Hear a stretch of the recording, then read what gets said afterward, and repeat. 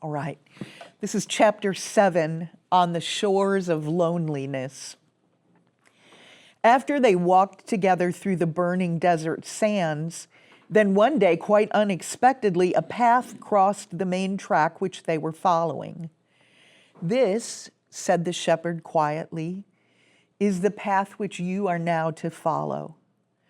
So they turned westward, with the high places right behind their backs, and came in a little while to the end of the desert. And they found themselves on the shore of a great sea. "It is now time for me to leave you, much afraid," he said, "and to return to the mountains. Remember, even though you seem to be farther away than ever from the high places and from me, there is really no distance at all separating us. I can cross the desert sands as swiftly as I can leap from the high places to the valleys. And whenever you call for me, I shall come. This is the word I now leave with you. Believe it and practice it with joy. My sheep hear my voice, and they follow me. And whenever you are willing to obey me, much afraid, and to follow the path of my choice, you will always be able to hear and recognize my voice. And when you hear it, you must always obey. Remember also that it's always safe to obey my voice, even if it seems to call you to paths which look impossible or even crazy." On saying this, he blessed her and went from them, leaping and bounding over the desert toward the high places, which were now actually right behind her. Much afraid and her 2 companions walked along the shores of the great sea for many days. And at first it seemed to her that up till then she had never known real loneliness. The green valley where all her friends and she had lived was far away behind her. Even the mountains were out of sight, and there seemed to be nothing in the whole wide world but the endless sandy desert on one side and the endless sea moaning drearily on the other. Nothing grew there, neither trees nor shrub nor even grass. But the shores were scattered with broken driftwood and with great tangled masses of brown and shriveled seaweed. Nothing lived in the whole region save the seagulls wheeling and crying overhead, and the crabs scuttling across the sand into their burrows. At intervals, too, an icy wind would come shrilling across the billows, stabbing sharp as a knife. In those days, Much Afraid never let go the hands of her 2 companions. And it was amazing how swiftly they helped her along. Stranger still, perhaps, was the way in which Much Afraid walked, swifter and more upright than ever before, and with scarcely a limp. For something had happened in the wilderness which had left a mark upon her for the rest of her life. It was an inner and secret mark, and no one would have noticed any difference outwardly, but all the same, a deep inner change had taken place, which indicated a new stage in her life. She had been down into Egypt and had looked upon the grinding stones, the wheel and the furnace, and knew that they symbolized an experience which she herself must pass through. Somehow, incredible as it was, she, Much Afraid, had been enabled to accept the knowledge and to acquiesce in it. And she knew within herself that with that acceptance, a gulf had opened between herself and her past life, even between her past self, a gulf which could never again be closed. She could look back across it to the green valley between the mountains and see herself there with the shepherd's workers feeding her little flock, cringing before her relatives, and going to the pool morning and evening to keep tryst with the shepherd. But it was like looking at somebody else altogether. And she said to herself, I was that woman, but I am not that woman now. She did not understand how it happened. But what the shepherd had said had come to pass in herself. For those who go down into the furnace of Egypt and find there the flower of acceptance come up changed and with the stamp of royalty upon them. It's true that Much Afraid did not feel at all royal and certainly did not as yet look it. Nevertheless, she had been stamped with the mark and would never be the same again. Therefore, though she went with sorrow and suffering day after day along the shores of the great sea of loneliness, she did not go cringingly or complainingly. Indeed, gradually, an impossible thing seemed to be happening. A new kind of joy was springing up in her heart, and she began to find herself noticing beauties in the landscape of which until then she had been quite unconscious.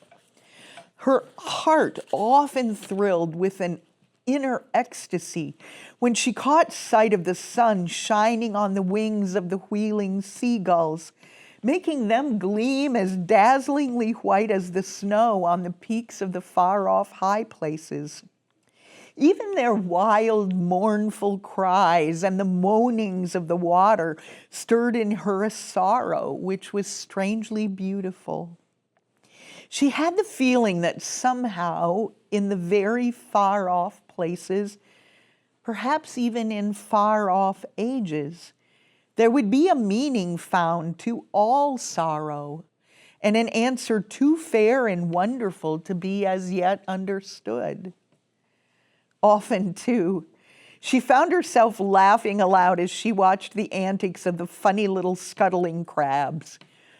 When the sun shone brightly, as it did at times, even the gray, dreary sea was transformed into a thing of surpassing beauty, with the light gleaming on the curving green breakers and the foaming spray, and the horizon blue as a midnight sky.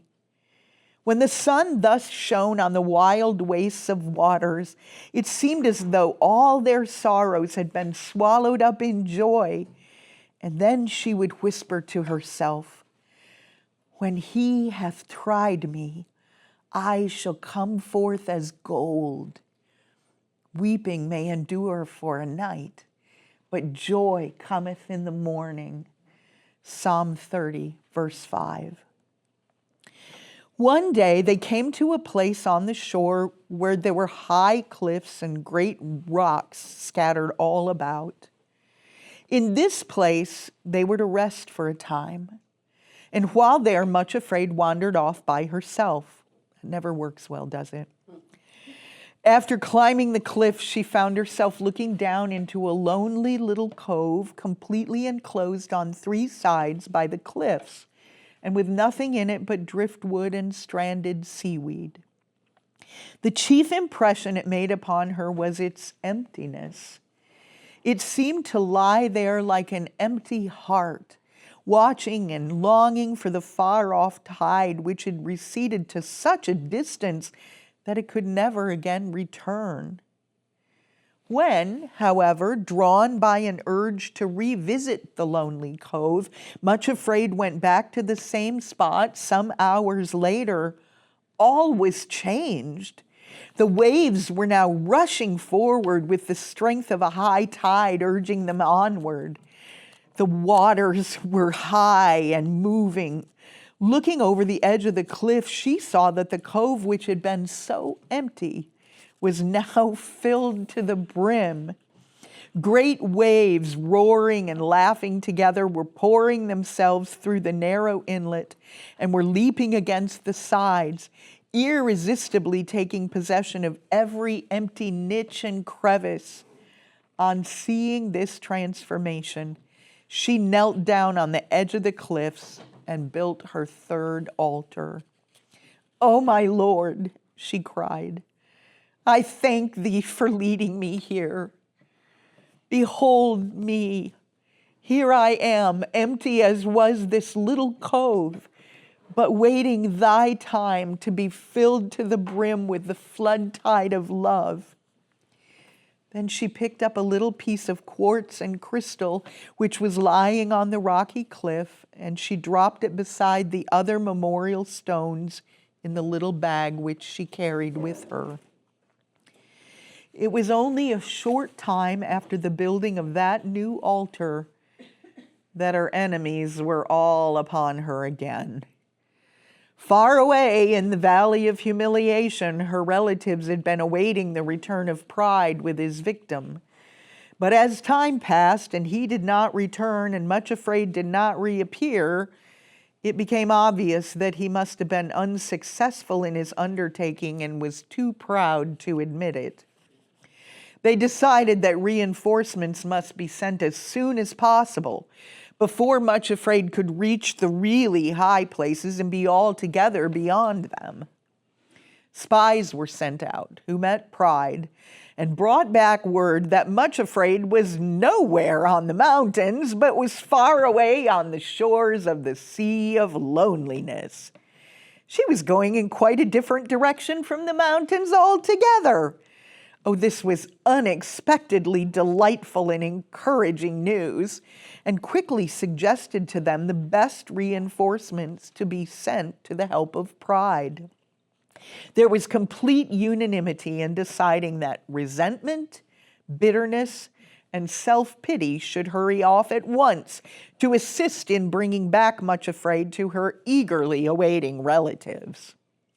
Off they went to the shores of Loneliness, and Much Afraid now had to endure a time of really dreadful assaults. It is true that her enemies soon discovered that this was not the same Much Afraid with whom they had to deal. They could never get within close reach because she kept so near to sorrow and suffering and accepted their assistance so much more willingly than before. However, they kept appearing before her, shouting out their horrid suggestions and mocking her, until it really seemed that wherever she went, one or another popped up. There were so many hiding places for them among the rocks, and hurled their darts at her. "I told you so!" Pride would shout viciously. "Where are you now, you little fool?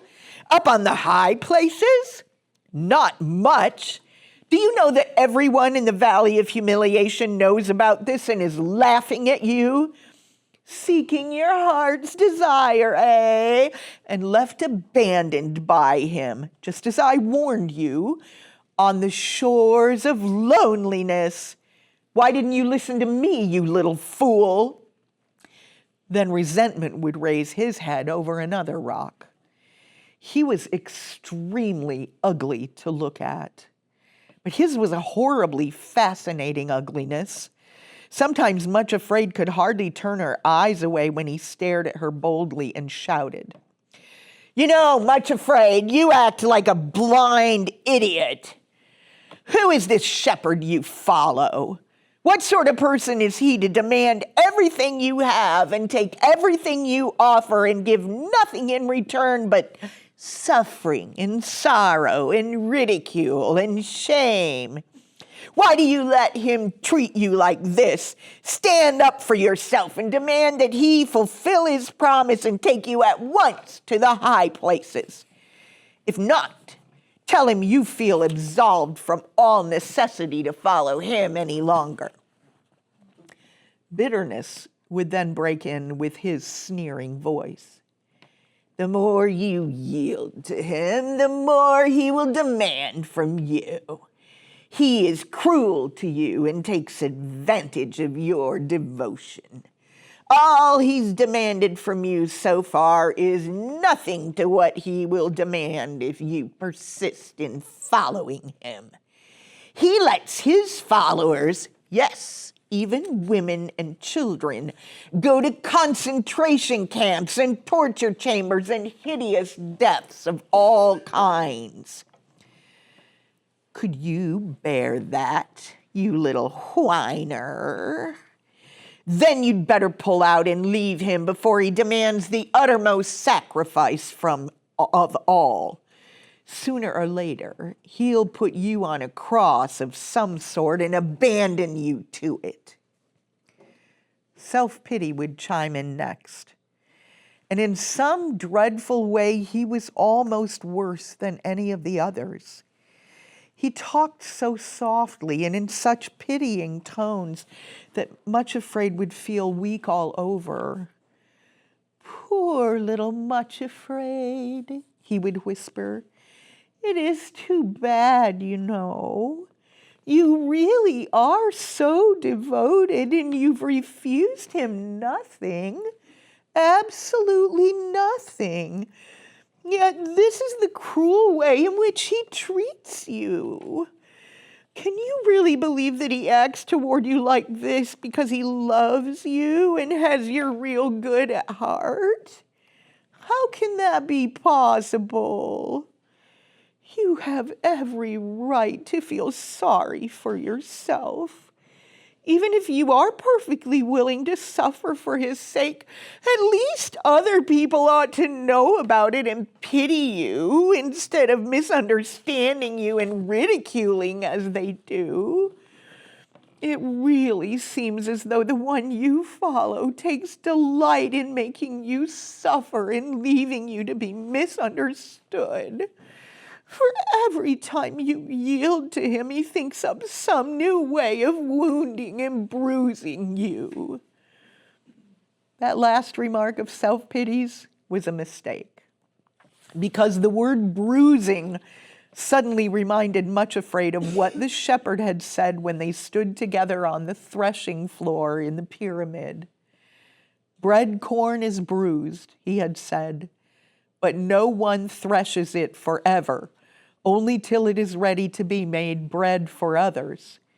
This also cometh forth from the Lord of hosts, who is wonderful in counsel and excellent in working." Isaiah 28, verses 28 and 29. When she thought of this, to self-pity's dismayed astonishment, Much Afraid actually picked up a piece of rock and hurled it at him. And as he said afterward to the other three in an aggrieved tone of voice, "If I hadn't ducked and bolted like a hare, it could have laid me out altogether, the little vixen." But it's exhausting to be assaulted day after day with suggestions like these. And while sorrow and suffering were holding her hands, naturally, Much Afraid could not cover her ears, so her enemies were really able to give her a dreadful time. At last, things came to a crisis. One day, when her companions actually seemed to be sleeping for a little while, Much Afraid unwarily wandered off alone. Not this time to her favorite spot looking down into the little cove, but in a new direction. And she came to a place where the cliffs jutted out into the sea, forming a very narrow peninsula which ended in a sheer precipice. When she reached the end of this promontory, she stood looking out over the endless expanse of sea and suddenly found to her horror all four of her enemies approaching and closing in on her. That already she was becoming a different person was then quite apparent. For instead of nearly fainting with fright at their approach, although she did look very pale and frightened, she actually seized a stone in each hand and, putting her back against the great rock, prepared to resist them to the limit of her strength. Fortunately, the place was too narrow for all four to approach together. But pride put himself in front of the others and stepped toward her holding a strong cudgel. "You can put down those stones, Much Afraid," he said savagely. "There are four of us here, and we mean to do as we please with you now that you are in our power. You shall not only listen to us, but shall go with us." Much Afraid lifted her face toward the seemingly empty sky and with all her strength called out, "Come to my deliverance and make no tarrying, O my Lord." To the horror of the four ruffians, there was the shepherd himself, leaping toward them along the narrow promontory, more terrible than a great mountain stag with thrusting horns. Resentment, bitterness, and self-pity managed to hurl themselves flat on the ground and edge away as he bounded toward the place where pride was just seizing hold of Much Afraid. Catching him by the shoulders, the shepherd spun him around, lifted him in the air where he uttered a loud, despairing shriek, and then dropped him over the edge of the cliff into the sea. "Oh, shepherd," gasped Much Afraid, shaking with relief and hope. "Thank you. Do you think pride is really dead at last?" "No," said the shepherd. "It is most unlikely." He glanced over the cliff as he spoke and caught sight of Pride swimming like a fish toward the shore, and added, "There he goes. But he has had a fall today which he will not forget, and I fancy he will limp for some time to come. As for the other three, they have now made off for some kind of hiding place and are not likely to trouble you again in the same way now that they realize I am within call." "Shepherd," asked Much Afraid earnestly, "tell me why I nearly got into Pride's clutches again, and why resentment, bitterness, and self-pity have been able to pester me for so long in this dreadful way. I didn't call you before because they never dared to come close to me or to make a real attack, but they have been lurking around all the time and making their horrible suggestions, and I couldn't get away from them. Why was it?" "I think," said the shepherd gently, "that lately the way seemed a little easier, and the sun shone, and you came to a place where you could rest. You forgot for a little that you were my handmaiden, Acceptance with Joy, and you were beginning to tell yourself it really was time that I led you back to the mountains and up to the high places.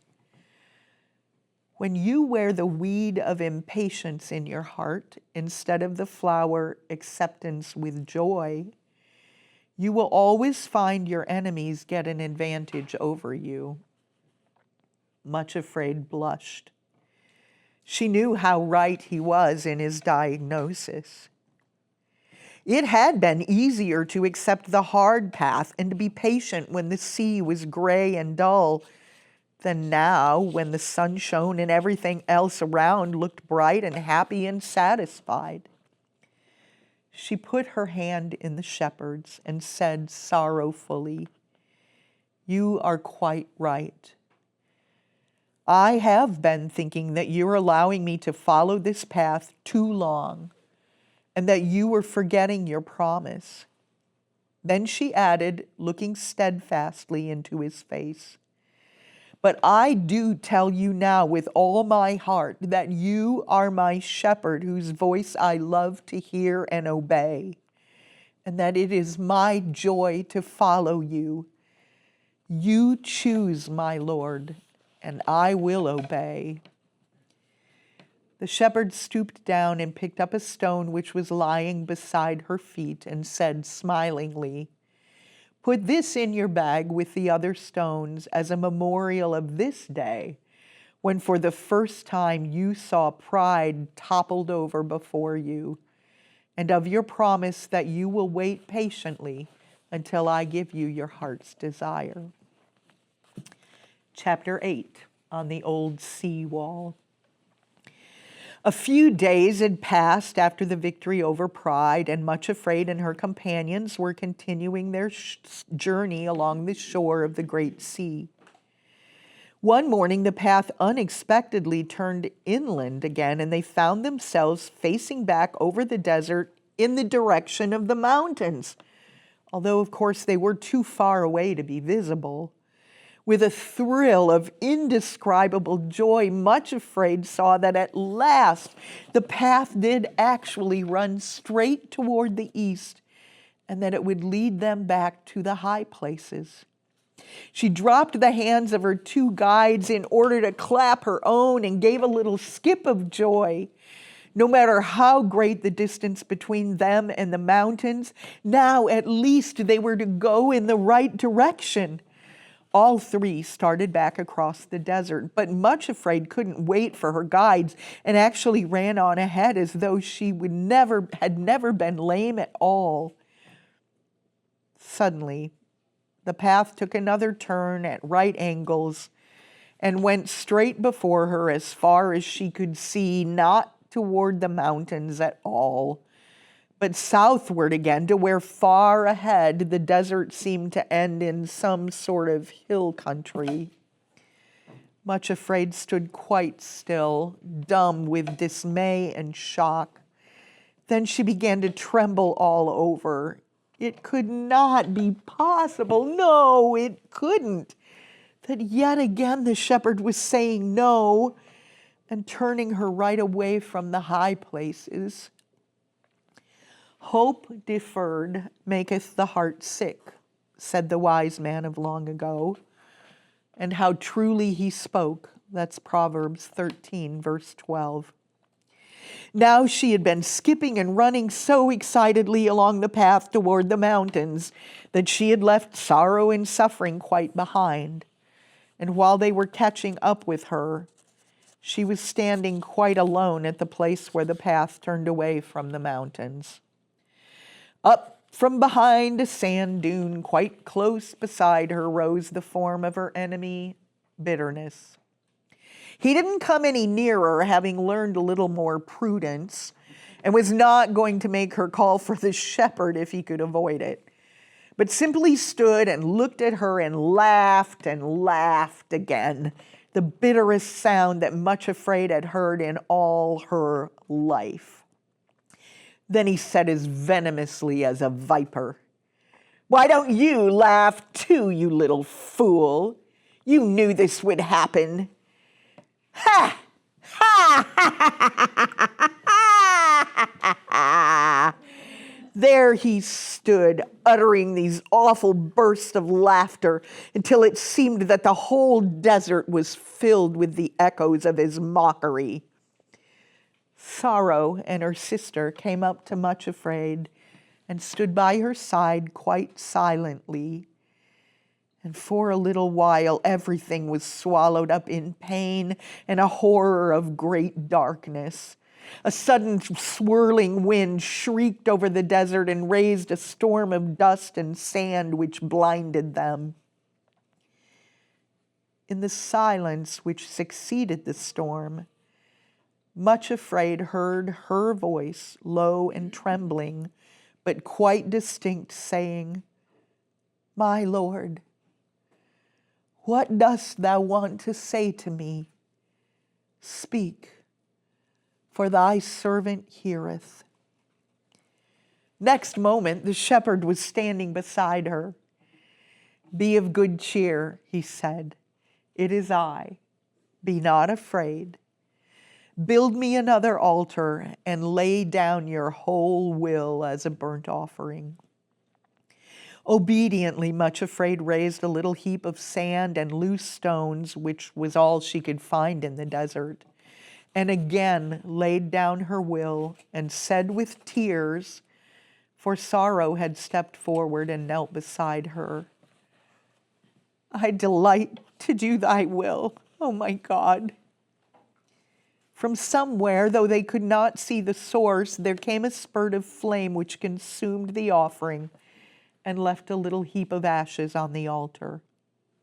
Then came the shepherd's voice. "This further delay is not unto death, but for the glory of God, that the Son of God may be glorified." From John 11, verse 4. Another gust of wind sprang up and whirled the ashes away in every direction, and the only thing remaining on the altar was a rough, ordinary-looking stone which Much Afraid picked up and put into the bag with the others. Then she rose to her feet, turned her face away from the mountains, and they all started southward. The shepherd went with them for a little way, so that resentment and self-pity, who were hiding close at hand, awaiting an opportunity to attack, lay flat behind the sand dunes and were not seen at that time at all. Presently they reached a place where the sea, which they had left behind when they turned inland, came sweeping into the desert, forming a great estuary. A strong tide was surging into it, filling it completely with swiftly flowing waters. However, a stone causeway with many arches had been built across the estuary, and an earthen ramp led up to it. The shepherd led Much Afraid to the foot of the ramp and told her to follow this path across the sea. Once more he repeated with great emphasis the words which he had spoken beside the altar, and then departed. Much Afraid, followed by her two companions, scrambled up the ramp, and they found themselves on top of the old seawall. From the height on which they now stood, they could look back over the desert. On one side was the sea, and the other, so blurred with distance that they could not be sure they really saw it, was a haze that might be part of the mountains. Or was it only wishful thinking? Then, looking ahead, they saw that the causeway would indeed bring them across the estuary into a different kind of country altogether, a well-wooded land of hills and valleys with cottages and farmsteads among orchards and fields. The sun was shining brilliantly, and up there on the wall they could feel the full force of the great wind which was urging and lashing the rushing waves to flow swifter and swifter. It reminded Much Afraid of a pack of hounds urged on by the huntsmen, following one another, leaping and surging and roaring beneath the causeway, and then flowing far inward, brimming the shores of the estuary. Somehow the roar of the wind and the surge of the waters seemed to get into her blood and course through her being like a glorious wine of life. The wind whipped her cheeks and tore at her hair and clothes and nearly toppled her over. But she stood there, shouting at the top of her voice, though the wind seized the sound of it and carried it off, drowned in a deafening roar of its own. What Much Afraid was shouting up there on the old seawall was this: "And now shall mine head be lifted up above mine enemies round about. Therefore I will sing praises unto the Lord. Yea, I will offer the sacrifice of joy, and I will praise the name of the Lord." Psalm 27:6. As she sang, she thought to herself, it must be really dreadful to be the shepherd's enemies. Always to find themselves frustrated. Always to have their prey snatched away. How simply maddening it must be to see even the silliest little weaklings set up out of reach on the high places and made to triumph over all their enemies. It must be unbearable. While still on the causeway, she picked up another stone as the shepherd had taught her, this time as a memorial of this victory in making her triumph over her enemies, and she dropped it into the little bag of treasured memories. So they made their way across the causeway and down the ramp on the other side, and immediately found themselves in a wood. The change in scene after their long journey through the desert was wonderful. A long deferred spring was just loosening everything from the grip of winter, and all the trees were bursting into fairest green, and the buds were swelling. In between the trees were glades of bluebells and wild anemones, and violets and primroses grew in clumps along the mossy banks. Birds sang and called to one another and rustled about, busily absorbed in their nest building. Much afraid, told herself that never before had she realized what the awakening from the death of winter was like. Perhaps it had needed the desert wastes to open her eyes to all this beauty. But she walked through the wood almost forgetting for a little that Sorrow and her sister also walked with her. Everywhere they looked, it seemed that the unfurling green on the trees and the nesting birds and the leaping squirrels and the blossoming flowers were all saying the same thing, greeting one another in their own special language with a sort of ecstasy and calling cheerfully, "You see, the winter has gone at last. The delay was not unto death, but for the glory of God. Never was there a fairer spring than this." At the same time, Much Afraid was conscious of a wonderful stirring in her own heart, as though something were springing up and breaking into new life there, too. The feeling was so sweet, yet so mixed with pain that she hardly knew which predominated. She thought of the seed of love which the shepherd had planted in her heart, and half afraid and half eager, she looked to see if it had really taken root and was springing up.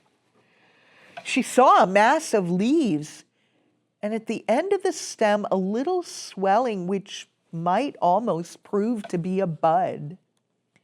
As Much Afraid looked at it, another stab went through her heart, for she remembered the words of the shepherd that when the plant of love was ready to bloom, she would be loved in return and would receive a new name up there on the high places. But here she was, still far away from them, indeed farther than ever before, and with apparently no possibility of going there for a long time to come. How could the shepherd's promise prove true? When she thought of that, her tears fell again. You may think that Much Afraid was altogether too much given to shedding tears, but remember that she had Sorrow for a companion and teacher. And there is this to be added, that her tears were all in secret, for no one but her enemies knew about this strange journey on which she had set out. The heart knoweth its own sorrow, and there are times when, like David, it is comforting to think that our tears are put in a bottle and not one of them forgotten by the one who leads us in paths of sorrow.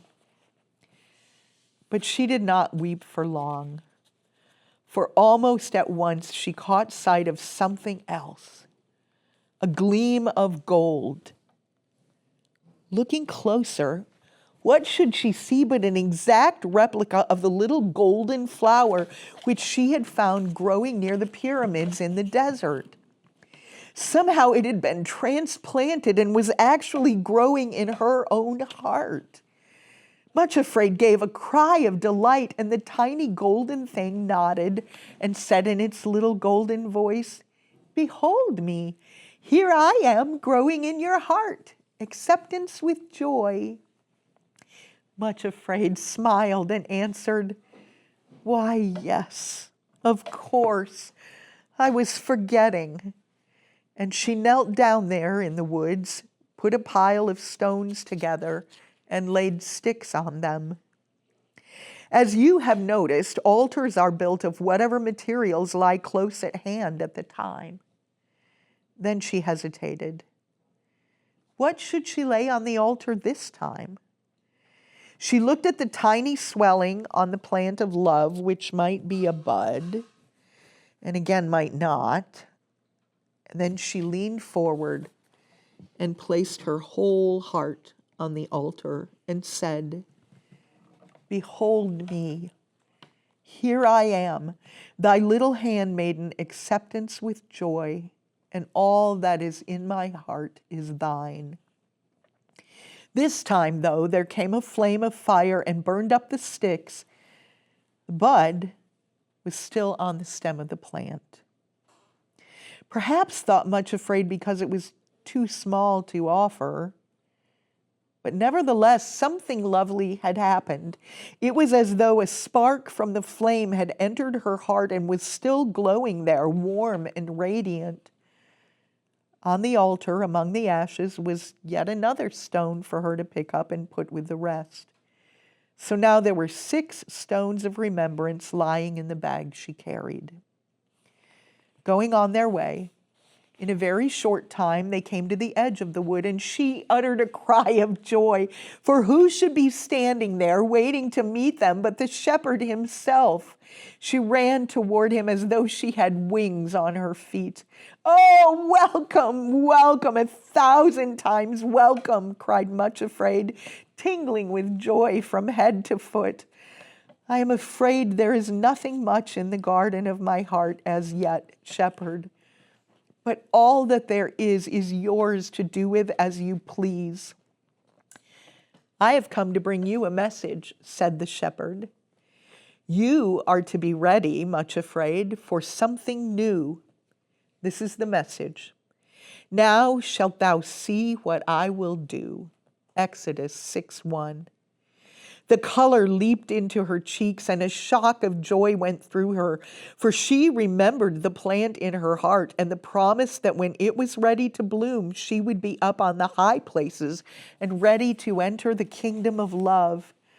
"Oh, shepherd," she exclaimed, almost breathless with the thought, "do you mean that I am really to go to the high places at last? Really? At last?" She thought he nodded. But he did not answer at once, but stood looking at her with an expression she didn't quite understand. "Do you mean it?" she repeated, catching his hands and looking up at him with almost incredulous joy. "Do you mean that soon you will be taking me to the high places?" This time he answered, "Yes," and added with a strange smile, "Now shalt thou see what I will do."